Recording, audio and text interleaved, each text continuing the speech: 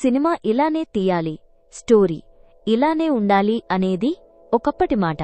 ఇప్పుడొస్తున్న చాలామంది దర్శకులు, రచయితలు డిఫరెంట్ కథలతో మూసధోరణికి భిన్నంగా మూవీస్ తీస్తున్నారు, ప్రేక్షకుల్ని ఆశ్చర్యపరుస్తున్నారు.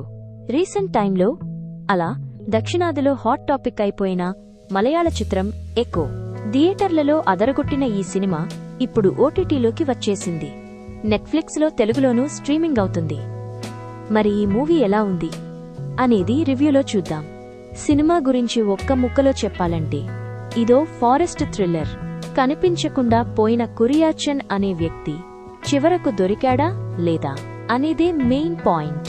కాకపోతే ఈ కథకు మలేసియా కుక్కల జాతిని లింక్ చేసి కర్ణాటక, కేరళ సరిహద్దుల్లోని అడవుల్ని చూపిస్తూ అద్భుతమైన స్క్రీన్ ప్లే జోడించారు.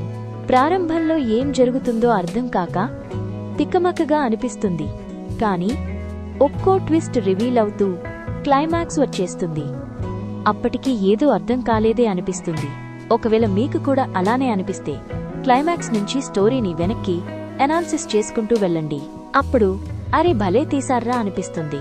సైకో కిల్లర్స్ ని చూసి మనం భయపడతాం, కానీ చాలా సాదాసీదా బతుకుతూ తమ పనికి అడ్డం వచ్చేవారిని తెలివిగా తప్పించేవారి గురించి తెలిసినప్పుడు మనకు ఒళ్ళు జలధరిస్తుంది.